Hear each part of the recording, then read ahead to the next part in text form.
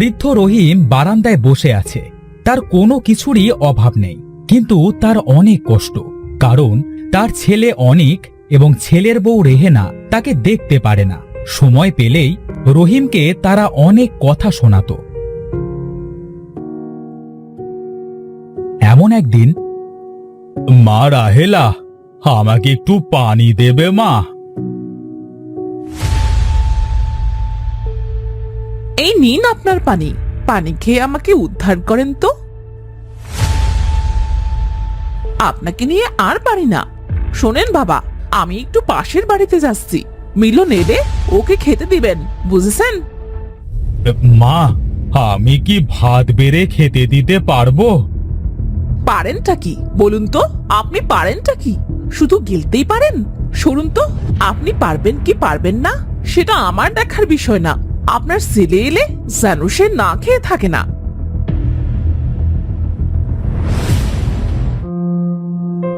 আমি তো এদের কম যত্ন করি না। আমি তো সব দিয়েছি আমার ছেলেকে, কোনো কিছুর অভাব রাখিনি। তাহলে কেন ওরা আমার সাথে এমন করে? তোমার কি হয়েছে দাদু ভাই? তুমি এভাবে কাঁদছো কেন? চোখে একটা পোকা পড়েছে দাদু ভাই। তুমি বরং বই রেখে হাত মুখ ধুয়ে আসো কেমন? আমি তোমাকে খাবার দিচ্ছি। তুমি কেন খাবার দেবে দাদু ভাই? মা কোথায় গেছে? তোমার মা সীমাদের বাড়িতে গেছে, আমাকে তোমার খাবার দিতে বলেছে। তোমাকে কষ্ট করতে হবে না, আমি নিজেই খাবার নিয়ে খাচ্ছি। তোমার মা বাবা এসে দেখলে আমাকে যে বকবে দাদু ভাই। বাবা মা কিছুই বলবে না, তুমি চুপ করে বসো তো। মিলন খাবার বাড়ে। এমন সময় রেহেনা বাড়িতে আসে। মিলনকে খাবার বাড়তে দেখে রেহেনা অনেক রেগে যায়। এ কি বাবা, আপনি আমার এতটুকু ছেলেকে দিয়ে কাজ করাচ্ছেন? লজ্জা করে না আপনার? সারাদিন শুধু বসে বসে খাওয়া আর অন্ন ধ্বংস করা, অকম্মার ঠিকই একটা। মা, তুমি দাদু ভাইকে এমন করে বলছো কেন? দেখো দাদু ভাই কেমন কাঁদছে। তুই একটা কথাও বলবি না, চুপ করে থাক। কি হয়েছে বাড়িতে? সবাই এমন চিল্লাচিল্লি করছো কেন? হ্যাঁ, চিল্লাচিল্লি করছে কি আর সাধে? তোমার বাবা কি করেছে জানো? আমার এইটুকু ছেলেকে দিয়ে কাজ করাচ্ছে। তোমার বাবা কি অসুস্থ হয়ে বিছানায় পড়ে আছে নাকি? সে একটু কাজ করে খেতে পারেন না? বাবা, রেহেনা যা বলছে তা কি সত্যি? আসলে বাবা, আমি... তার মানে সব কিছুই সত্যি? এই আমার ছেলেকে দিয়ে কেন কাজ করিয়েছো তুমি?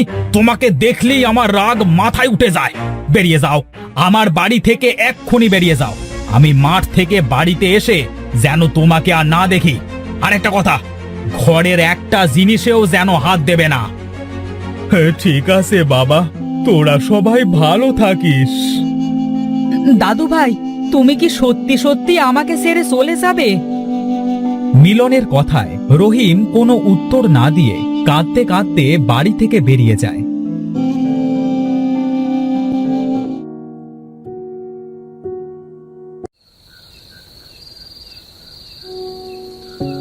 রহিম হাঁটতে হাঁটতে জঙ্গলের অনেকটা ভেতরে চলে আসে। এই গভীর জঙ্গলে আমি কোথায় থাকবো? এটা বলতে বলতে রহিম কিছুটা দূরে একটা বাড়ি দেখতে পায়। ওই তো একটা বাড়ি, আজ রাতটা বরং আমি ওখানেই থাকি।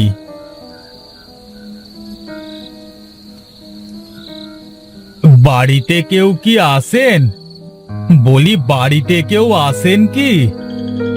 না, কেউ তো সাড়া শব্দ দিচ্ছে না। আমি ঘরের ভেতরে যেয়ে দেখি তো কেউ আসে কি না।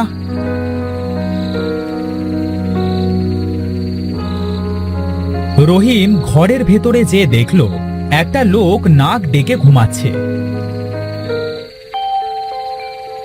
এই যে বাবা, ঘুমাচ্ছো?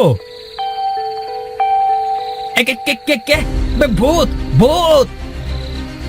আমি ভূত নই বাবা, আমি একজন বৃদ্ধ লোক।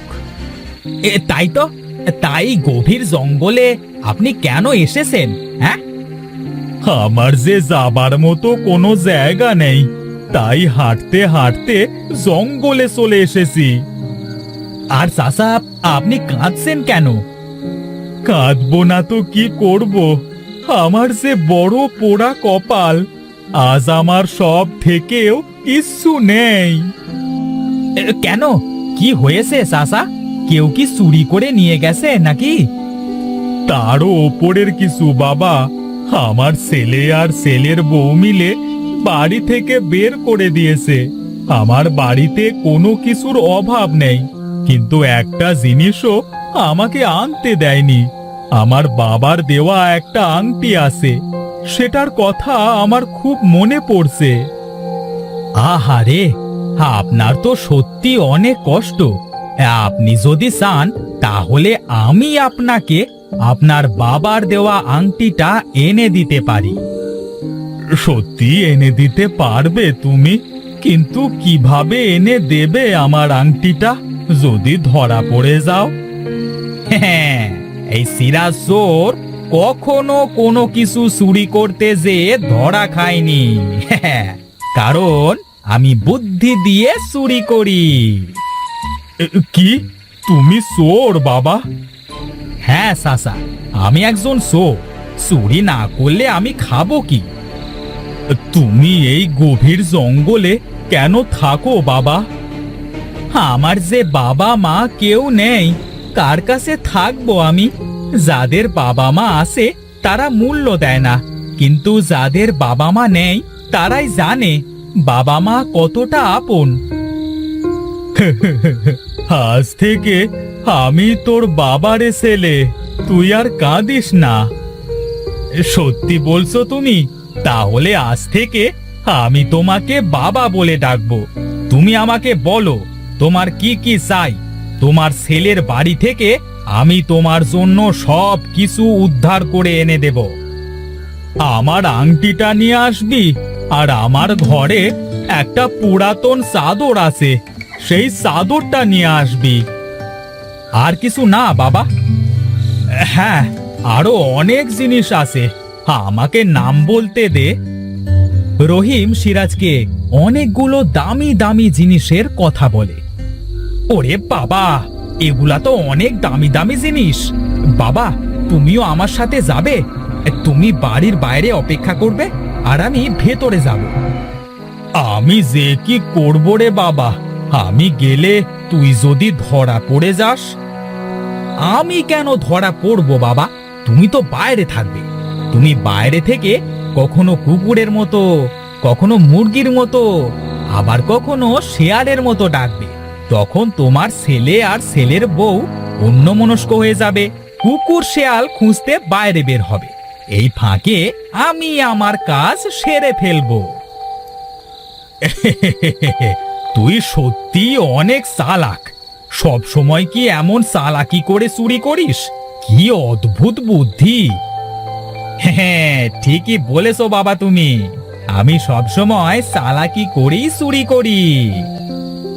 তুই আমাকে আমার জিনিসগুলো এনে দিস, এরপর তোকে আর কখনো চুরি করা লাগবে না। আমি চুরি না করলে আমার বাবাকে কি খাওয়াবো বলো? আমার ছেলেটার কত চিন্তা আমাকে নিয়ে। চিন্তা হবে না, আমার একটা মাত্র বাবা। এবার চলো তো বাবা, এরপর সকাল হয়ে যাবে, তখন আর তোমার জিনিসগুলো এনে দিতে পারবো না।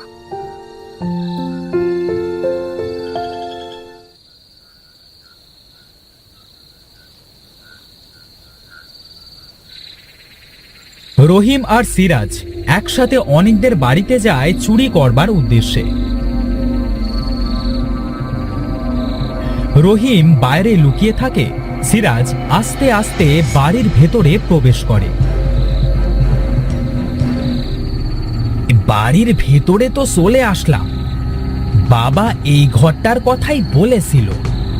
সিরাজ ঘরের কাছাকাছি আসতে রহিম একবার কুকুরের মতো আর একবার মুরগির মতো ডাকতে শুরু করে। আরে, বাবা তো ডাকা শুরু করে দিয়েছে। আমি তাড়াতাড়ি লুকিয়ে পড়ি।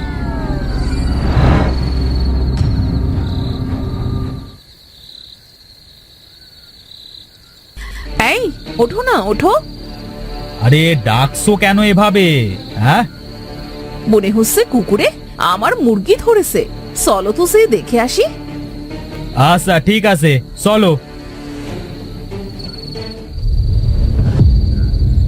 অনিক আর রেহেনা বাইরে মুরগি খুঁজতে যায়। এই ফাঁকে সিরাজ অনিকের ঘরে যায়। যা করবার আমাকে তাড়াতাড়ি করতে হবে। এরা হয়তো কিছু দেখতে না পেয়ে এখনই আবার ঘরে ফিরে আসবে। বাবার এই বাক্সটা চাবি কোথায় রেখেছে এরা? বাবা বলেছিল চাবিটা সব সময় তার ছেলের বউয়ের মাথার বালিশের নিচে থাকে। সিরাজ আর দেরি না করে তাড়াতাড়ি চাবিটা খুঁজে বের করে বাক্সটা খুলে ফেলে।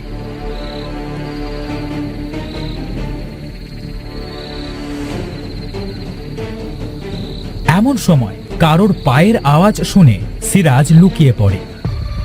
এরে, ওরা তো আবার চলে আসলো, এখন কি হবে?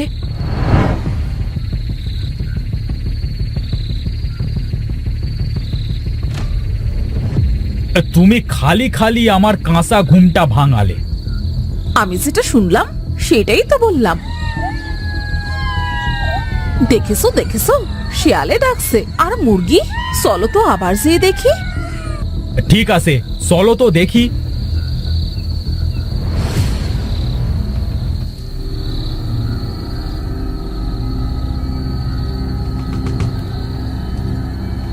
তারা ঘর থেকে বের হতেই সিরাজ বাক্সটার ভেতর থেকে সব দামি দামি জিনিস বের করে নেয়।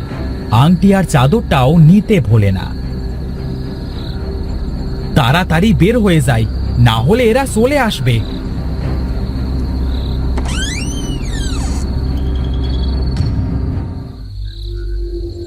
আরে, কিছু একটা পড়ার শব্দ হলো না?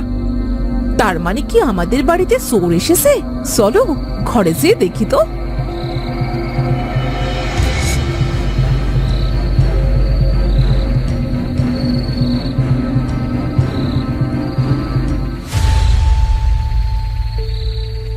এইটা আমাদের কি সর্বনাশ হলো!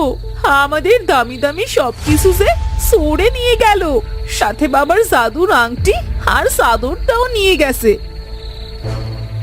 এখন আমাদের কি হবে? কি আর হবে, আমাদের কাজ করেই খেতে হবে। এসব তোমার জন্যই হয়েছে। তুমি যদি বাবাকে তাড়িয়ে না দিতে তাহলে এমনটা হতো না। এখন থেকে আমাদের না খেয়েই দিন কাটাতে হবে। চলো আমরা চোরটাকে খুঁজি, হয়তো সে আমাদের এখনো আশেপাশেই আছে। এই যে বাবা, তোমার জিনিস।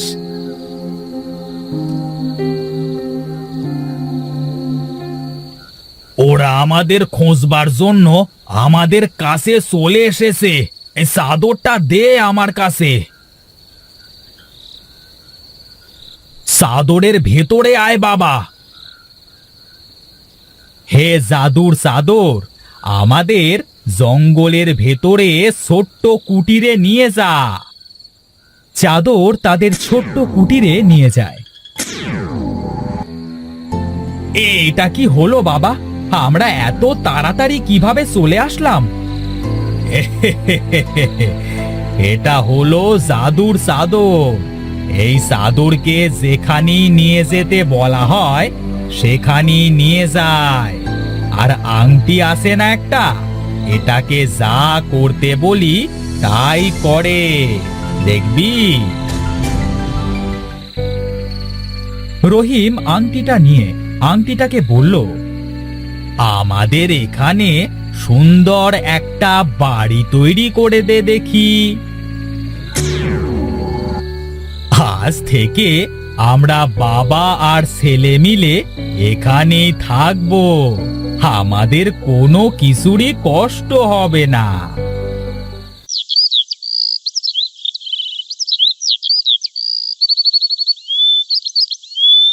এরপর থেকে চালাক চোর আর বৃদ্ধ একসাথে জঙ্গলের বাড়িতে বসবাস করতে থাকে। আংটিটাকে খাবার আনতে বললে খাবার এনে দেয়, আংটিটাকে যা বলে তাই করে। এরপর থেকে বৃদ্ধের আর কোনো কষ্ট থাকে না। সিরাজের সাথে হাসি আনন্দে দিন কাটাতে থাকে।